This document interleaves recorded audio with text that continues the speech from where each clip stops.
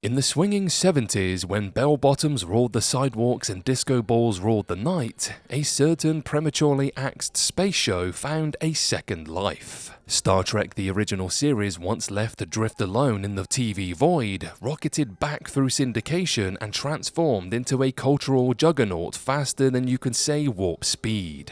What started as a scrappy little sci-fi show became the foundation for one of the biggest media franchises in the galaxy. To modernize though, Kirk's adventures might seem a touch cheesy. The kind of cheese you find at a cosmic fondue party complete with neon-colored aliens and foam boulders. You could chalk it up to budget constraints and primitive special effects. But hold on to your phasers, because one intrepid Redditor has a mind-bending theory that redefines everything you thought you knew about Captain Kirk and his interstellar soap opera. Oh, before we beam down any further, if you haven't already, smash that subscribe button like it's a Klingon warrior, hit that like button like Kirk hits on every green-skinned alien, and leave us a comment to tell us whether you're Team Kirk or Team Picard. And hey, if you're feeling as generous as a Vulcan with surplus logic, consider joining our channel membership for extra goodies. Now, back to the space gossip.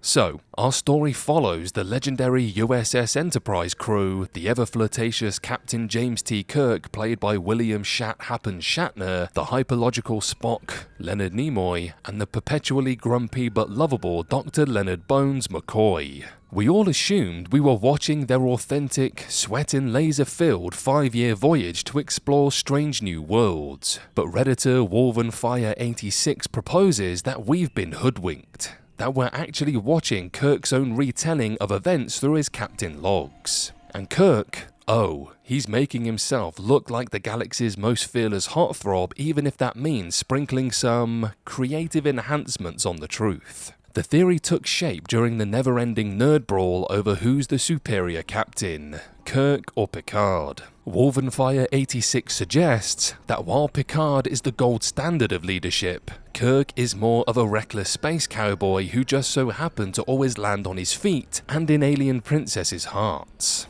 According to the theory, Kirk wasn't just lucky, he was also the ultimate PR guy for himself, polishing his image in his logs so meticulously that even his worst blunders sparkle brighter than a tribble in a glitter storm.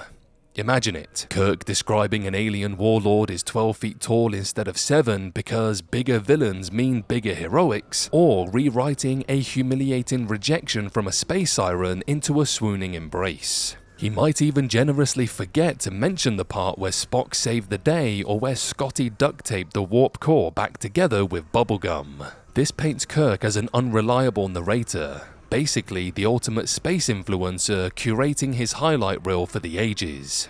And it gets even juicier, because who actually checks those logs? Hardly anyone. They're stored in Kirk's private quarters, and let's face it, who's going to question the captain when he's flexing his dramatic monologues? Even if the crew had suspicions, they'd probably just shrug and say, "Classic Kirk," before heading to the mess hall for a Cynthia margarita. The theory doesn't claim Kirk is a total fraud. According to Wolvenfire 86, he's still about 80 to 90% honest. It's those last 10 to 20% where he jazzes things up, like adding an epic somersault before punching a Klingon or rewriting a near-death moment into a suave one-liner followed by an alien makeout session. The debate rages on because there's evidence Kirk can be thoughtful and deeply professional, but there's also enough moments where he acts like the galaxy's most confident frat boy.